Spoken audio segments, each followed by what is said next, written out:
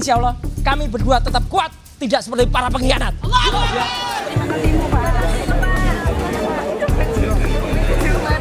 Yang paling penting kita ikuti proses hukum yang ada sampai nanti di persidangan.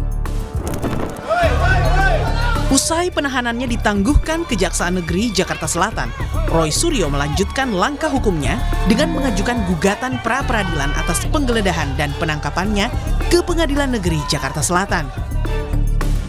Mengutip Sistem Informasi Penelusuran Perkara PN Jaksel, gugatan Roy Suryo terregister dengan nomor perkara 99-Pitpra-2026 PN Jakarta Selatan dan telah didaftarkan pada Senin 22 Juni 2026.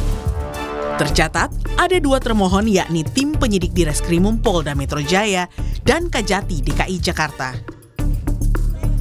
Sebelumnya, kuasa hukum Roy Suryo, Refli Harun bilang, gugatan pra-peradilan sudah menjadi opsi dalam menghadapi pelimpahan tahap 2 perkara ijazah atas Roy Suryo. Menurut Refli, pihaknya sudah menjamin akan menyerahkan Roy dan Tifa ke Kejari Jakarta Selatan, sehingga tak perlu ditangkap. Namun faktanya, polisi tetap menangkap Roy dan Tifa. Pra-peradilan ini adalah salah satu option yang memang kita sudah pertimbangkan dari awal, terutama ketika Dr. Tifa dan Mas Roy ditangkap atau ditahan. Karena penahanan ini kan penahanan dari pihak penyidik dalam rangka pelimpahan, walaupun aneh sesungguhnya. Karena kita sudah berkomitmen kalau memang nanti ada pelimpahan, ya kami akan antar Roy dan Tifa ke Kejaksaan Negeri Jakarta Selatan, nggak perlu ditangkap. Sementara di Solo, Jokowi mengaku menerima keputusan Kejari Jaksel yang menangguhkan penahanan Roy Tifa. Jokowi bahkan mengaku akan terus mengikuti proses hukum kasus ijazah sampai ke pengadilan. Itu kewenangan penuh dari kejaksaan. Kita harus menghargai itu. Yang paling penting kita ikuti proses hukum yang ada sampai nanti di persidangan. Senin depan, menurut kuasa hukum Roy Suryo, sidang gugatan pra-peradilan atas penangkapannya akan dimulai. Sementara Dr. Tifa juga bersiap menghadapi sidang perdana kasus fitnah ijazah Jokowi di Pengadilan Negeri Jakarta Timur pada 2 Juli mendatang. Tim Liputan, Kompas TV.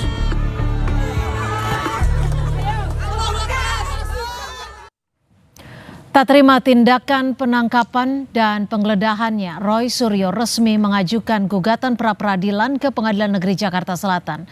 Akibatnya, sidang perdana kasus fitnah ijazah dengan tersangka Roy Suryo harus menunggu hasil dari sidang pra-peradilan tersebut. Lantas benarkah gugatan pra-peradilan kubu Roy ini adalah upaya mengulur-ngulur persidangan? Kita bahas bersama kuasa hukum Roy Suryo, Abdul Ghafur Sangaji. Dan juga melalui Zoom sudah ada Sekjen Projo Freddy Damanik. Selamat petang Bang Ghafur yang sudah bergabung melalui studio dan juga Bang Freddy Damanik. Selamat petang. Selamat petang Mbak Cindy. Selamat petang. Ya, Bang Ghafur, ini kan klien Anda sudah dilepaskan bersama-sama dengan Dr. Tifa. Tapi kenapa saat ini masih mengajukan pra-peradilan? Apa sebenarnya yang mau dikejar? Ya, jadi Mbak Cindy, pra-peradilan ini adalah hak, bisa digunakan bisa juga tidak. Dan kami memilih untuk menggunakan hak itu. Karena? Karena yang kami persoalkan dalam permohonan pra-peradilan ini bukan berkaitan, saya garis bawahi ya, bukan berkaitan dengan pokok perkara. Tetapi berkaitan dengan 4 hal. Hal pertama adalah untuk menguji bahwa tindakan penyidik Polda Metro Jaya melakukan penangkapan pada tanggal 19 Juni 2026, kemudian juga melakukan penahanan, penggeledahan, itu tentu melanggar ketentuan hukum acara pidana kita yang baru maupun hukum acara pidana yang lama. Ya.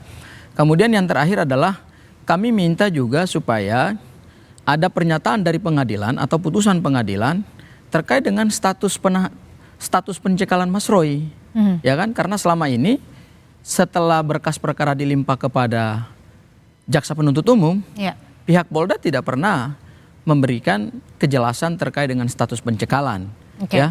Padahal ini kan berkas perkaranya kan sudah menjadi ranah jaksa. Gini, kalau tadi Anda menyebutkan ini tidak ada kaitannya dengan substansinya. Lalu misalkan memang nanti hasil dari sidang gugatan pra-peradilan ini dikabulkan yang menyatakan penangkapan Roy tidak sah, apakah ini bisa mempengaruhi dari substansi kasus ini sendiri? Ada dua hal yang menjadi goals daripada permohonan pra peradilan ini.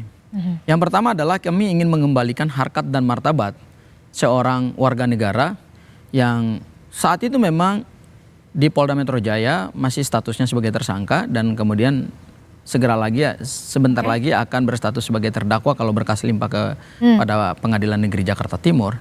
Tetapi harkat dan martabat itu kan harus tetap dilindungi oleh undang-undang gitu. Nah, kami ingin mengembalikan itu. Kemudian yang kedua, ini juga bisa menjadi satu edukasi hukum supaya cara-cara penangkapan penahanan yang menurut kami itu sangat tidak layak dan tidak manusiawi hanya untuk jenis delik pencemaran nama baik, fitnah. Saya ini kan coba bukan ke tindak pidana teroris. Bang gitu. Freddy. Bang Freddy, bagaimana Anda membaca dari upaya yang dilakukan kubunya Roy Suryo untuk mengajukan gugatan pra peradilan? Apakah Anda membacanya ada hal lain untuk mengulur-ngulur waktu? Ya, terima kasih. Seperti yang disampaikan Bung Sangaji tadi, memang itu merupakan hak tersangka ya, tentu melalui kuasa hukumnya juga kan. Nah yang kedua, kami tentu sebagai pendukung Pak Jokowi dan tentunya Pak Jokowi juga sudah berulang menyampaikan menghargai proses hukum. Ya termasuk proses hukum, mekanisme hukum yang ditempuh pra peradilan ini oleh Roy Suryo. Ya itu yang kedua. Yang ketiga memang sebagai strategi pembelaan ya biasa kuasa hukum melakukan itu biasa. Apakah tentu mereka yang paling tahu strategi pembelaannya untuk apa kan begitu. Nah yang berikutnya yang kami lihat memang kan ya kuasa hukum pasti juga sebetulnya tahu misalnya tadi udah disebutkan sah atau tidaknya penangkapan kan begitu. Kan putusannya kan nanti putusan hakim kan hakim pra peradilan pasti menyatakan tidak sah penangkapan. Contoh ini misalnya maka tersangka dibebaskan penangkapan penahanan maka memerintahkan kepada penyidik untuk membebaskan tersangka kan udah nggak ditahan lagi udah nggak ditangkap lagi kan itu yang pertama. Sama juga misalnya penggeledahan contoh. Oke, kalau penggeledahan saya nggak tahu ada nggak yang diambil atau disita atau digeledah kan, tetapi kan putusan penggeledahan memang kalau ada barang bukti yang digeledah tentu nanti majelis hakim bisa menyatakan memang bahwa penyitaan barang bukti itu tidak sah. Misalnya waktu itu digeledah, disita, Bang Freddy, ya. Tapi terlepas dari upaya hukum yang dilakukan kubu Roy ini saat ini. Di sisi lain kan Dr. Tifa akan masuk ke persidangan 2 Juli. Lalu Anda membacanya bagaimana ini? Seharusnya Roy bisa bersama-sama masuk ke pengadilan kalau tidak ada gugatan. Harusnya bisa cepat kan kasus ijazahnya? Iya, jadi memang kalau Pak Jokowi pengen ini cepat, ya Pak Jokowi justru sudah tidak sabar. Oke, kita coba dengarkan gimana, Bang Gofur. Ya, jadi begini, di dalam ketentuan hukum acara pidana kita yang baru, karena ini proses peradilannya menggunakan KUHAP yang baru ya, yaitu Undang-Undang Nomor 20 Tahun 2025, terhadap permohonan pra peradilan, maka pelimpahan berkas kepada pengadilan oleh penuntut umum itu persidangannya memang harus di hold dulu. Tapi ya, gini, karena itu ketentuan hukum maaf saya acara potong pidana. ya Bang ya. Ini kan saat ini yang menjadi fokus dari publik juga ingin membacanya adalah kasus fitnah ijazah Jokowi. Bukankah akan lebih baik jika langsung bersama-sama jalani sidang secara bersama-sama tanggal 2 Juli mendatang dibanding supaya kita cepat gitu loh. Pembuktiannya juga cepat baik dari pihak Pak Jokowi dan juga dari Mas Roy dan Dr. Tifa. Oh iya, kami tetap akan mengikuti proses persidangan untuk pokok perkara ya, yaitu. Tapi kan pasti akan tertunda menunggu hasil dari pra peradilan. Iya, kalaupun menunggu hasil pra peradilan itu kan tidak bisa lama, karena kan ketentuan hukum acara pidananya kan sudah mengatur paling lama 7 hari ketika mulai dilakukan proses pemeriksaan terhadap pra peradilan. Yang akan membuat lama atau tidak itu ya kecuali termohon dalam hal ini adalah Polda Metro Jaya tidak menghadiri persidangan pra peradilan dan kemudian tidak siap untuk menyampaikan jawaban ke dalam proses pra peradilan itu. Itu yang biasanya membuat lama gitu. Kami sih siap aja. Kami juga ingin cepat gitu loh. Inti daripada permohonan pra peradilan ini adalah supaya kami ingin mengembalikan secara hukum harkat dan martabat klien kami yaitu Mas Roy pada saat dilakukan penangkapan dan penahanan yang setelah kami kaji dan kemudian kami lihat bukti-bukti itu sesungguhnya tidak mencerminkan penegakan hukum yang Tapi dari proper Mas dan Roy penegakan sendiri hukum yang ingin tidak tidak di process kasus of law. ijazah ini betul-betul segera diselesaikan dan juga dibuktikan di pengadilan? Kami sudah siap untuk masuk di dalam persidangan pokok perkara. Oke. Tetapi karena kami tujuan pertama adalah kami ingin kembalikan dulu harkat dan martabat klien kami. Kemudian yang kedua, kami ingin mengirim pesan juga kepada Polda Metro Jaya. Ya, jangan jenis delik yang seperti ini yang kemudian harus dilakukan penangkapan dan penahanan seolah-olah ini tindak pidana yang luar biasa gitu. Ya, Bang Freddy, Pesannya coba kita menangkap pesan yang ingin disampaikan Bang Gofur. Mungkin kita bisa berandai-andai jika memang nanti pra peradilannya diajukan, dikabulkan atau tidak dikabulkan, apakah ini akan mempengaruhi substansi dari perkara hukum ini sendiri? Iya, sebelum ke situ, memang ini seandainya pun ditunda, memang nggak lama ya, 2 kali tunda, ya paling lama 1 bulan lah, kan begitu ya, paling lama itu. Ya, nah itu yang pertama. Yang kedua, saya juga melihat secara dampak hukum atau akibat hukumnya tidak begitu ada substansinya, ya, karena memang sudah lewat, tidak begitu ada. Tapi terlepas itu strategi pembelaan itu biasa. Ya, saya nggak tahu apa kepentingan mereka. Misalnya begini, biasa saja misalnya strategi pembelaan di dalam menyiapkan berkas-berkas, di dalam menyiapkan menjawab tanggap pembelaan segala macam itu biasa. Nah, tetapi sekali lagi akibat hukumnya tidak begitu ada. Toh memang sidang ini nanti di Dr. Tifa juga sudah berjalan, mungkin bisa juga strateginya supaya mereka Tapi gini Bang Freddy. Bang Freddy, menurut Anda sendiri siapa sebenarnya yang disasar dari gugatan pra peradilan yang diajukan Roy Suryo? Tentu kalau pra peradilan memang itu kan upaya paksa ya. Upaya paksa itu kan banyak, tadi udah disebutkan. Tentu yang melakukan upaya paksa itu kan penegak hukum. Tentu yang disasar penegak hukum. Tetapi sekali lagi saya tidak melihat akibat hukum atau dampak ya yang akan, katakanlah putusan ini pra peradilan memenangkan Roy Suryo, katakanlah, tapi tidak begitu ada karena perkara pokoknya akan disidangkan. Dan kalau tadi berbicara martabat, saya lebih melihat martabatnya akan diuji di persidangan kami pokok tangkap perkara. Bang Gofur, apakah ini seperti yang tadi dibilang ada dugaan upaya paksa itu? Apakah ini seperti yang disebutkan oleh tim kuasa hukum Roy bahwa upaya paksa itu dilakukan oleh tim Solo? Pesanan Solo? Ya, artinya kan kita bisa baca pada akhirnya bahwa cara-cara penegakan hukum yang dilakukan oleh Polda Metro Jaya itu berbeda kualitasnya dengan yang dilakukan oleh pihak kejaksaan ya.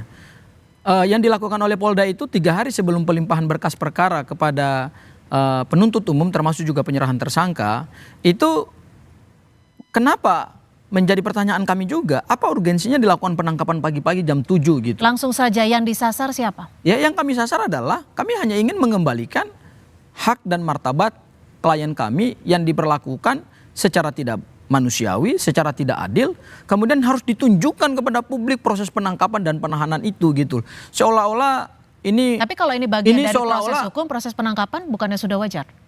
Ya, kalaupun dianggap wajar, wajar itu kan satu, harus sesuai dengan ketentuan hukum acara pidana. Kemudian yang kedua, harus dilihat dulu apa urgensi daripada tahapan penangkapan itu gitu loh, dan penahanan gitu. Kami melihat tidak ada urgensi hukum, tetapi kenapa menjelang penyerahan tersangka dan barang bukti itu kemudian Polda Metro Jaya harus melakukan penangkapan yang tidak manusiawi dan bukti-bukti itu akan kami gelar. Kenapa Anda membaca sampai hal sedemikian rupa sampai Anda menyatakan bahwa tidak manusiawi? Kenapa? Ya mungkin akhirnya kan publik membaca bahwa ini tidak lagi murni proses penegakan hukum gitu loh di Polda Metro Jaya ya. Karena melainkan mungkin ini mengakomodir ya kepentingan daripada pelapor gitu ya. Karena setiap pelapor mengakomodir pelapor. Gimana Bang Freddy? Kita tahu bahwa pelapornya adalah Pak Jokowi. Ya, sejauh ini ya kami pertama memang menghargai, sekali lagi menghargai mekanisme hukum, proses hukum ya, termasuk penangkapan kemarin. Kami melihat itu memang wewenang penyidik ya. Tidak ada sama sekali lagi, tidak ada sama sekali kepentingan Pak Jokowi untuk menangkap, menahan Roy Suryo ini. Kepentingan Pak Jokowi sekali lagi adalah perkara ini secara cepat sampai proses pokok perkaranya disidangkan. Pak Jokowi hadir, menyampaikan, menunjukkan keaslian ijazahnya, itulah kepentingannya. Sekali lagi tidak ada kepentingan Pak Jokowi untuk menangkap dan menahan Roy Suryo dan kawan-kawan. Oke, Nanti tapi vonisnya gini, seperti apa Bang Freddy, itu diserahkan mungkin kepada proses hukum. Bang Freddy, Ya. mungkin kalau kita bangun, kita runut seperti yang disampaikan oleh Bang Gofur adalah ada penangkapan yang tidak wajar, ada tindakan yang tidak manusiawi, dan disebutkan juga mengakomodir dari pelapor. Iya kan tadi dulu saya sampaikan, mengakomodir ya, ini kan narasi-narasi yang seperti ini itu yang saya sampaikan tadi. Ya sudah, kita fokus saja terhadap pembelaan perkara ya, misalnya dari pihak Roy Suryo. Tidak ada kepentingan Pak Jokowi untuk menangkap Roy Suryo ini. Kepentingannya hanyalah supaya perkara ini cepat disidangkan, itu yang pertama. Kalau dikatakan ada kepentingan, justru kami ya, seperti sudah beberapa kali saya sampaikan, justru kami yang melihat ada upaya-upaya ya, sedang kami pelajari, ada upaya-upaya di Reskrimum sudah ngomong ya, ada mantan pejabat yang mengintervensi atau menghalang-halangi penyidikan. Siapa pejabatnya? Siapa pejabatnya? Kalau kami melihat dari video-video beliau, kami lihat Jenderal Ugroseno sangat aktif, tapi ini masih kami kaji apakah itu termasuk menghalang-halangi penyidikan. Tapi kan ya, Pak Ugro itu mantan. Pak Ugro itu kan mantan. Iya, emang kalau mantan bebas begitu kan? Artinya kan tidak punya kewenangan secara langsung mungkin. Ya tidak bisa dong ya. Oke. Saya ini juga, gimana Bang Gofur? Saya ini betul ada pihak-pihak dan juga intervensi? Ya gini Mbak Cindy, kalau mereka katakan bahwa Mbak Cynthia, kalau mereka katakan bahwa tidak ada tendensi untuk melakukan penangkapan dan penahanan, kenapa Pradi Bersatu beberapa hari sebelum dilakukan penangkapan dan penahanan itu menyerahkan surat permohonan penangkapan dan penahanan kepada Dirkrimum Polda Metro Jaya? Dan itu kan mereka konferensi pers. Dan mereka sampaikan secara terbuka. Dan ingat loh. Jadi Anda lihat ada korelasi? Loh iya dong, Pradi Bersatu itu kan adalah bagian dari pelapor. Ya, yang kemudian laporannya itu kan digugurkan oleh jaksa penuntut umum pada saat jaksa meneliti berkas perkara secara material, itu ternyata LP dari Pradi Bersatu itu kan dianggap, ya kalau saya bilang quote and quote ya, laporannya laporan palsu dan pasalnya kan pasal sampah gitu loh.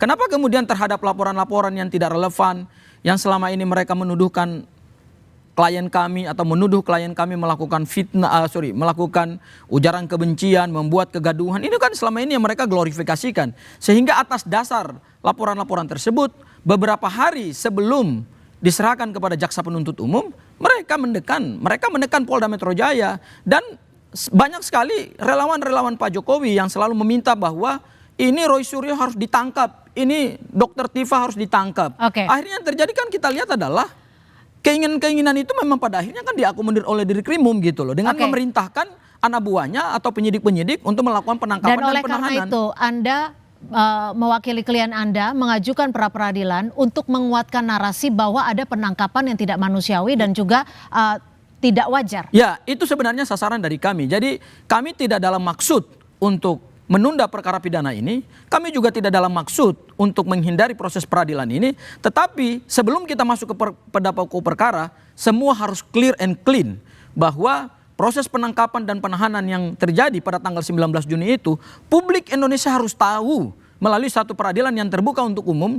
Pada tanggal 29 Juni nanti, hari Senin, kami akan gelar sidang perdana untuk pra peradilan dan kami akan buktikan dengan bukti-bukti video yang selama ini tidak pernah beredar. Bahwa penyidik Polda Metro Jaya itu banyak sekali melakukan pelanggaran-pelanggaran hak asasi manusia, melanggar KUHAP, ya untuk kepentingan siapa? Ya kalau bukan lagi mengakomodir kepentingan dari pelapor dan para pendukung-pendukungnya gitu.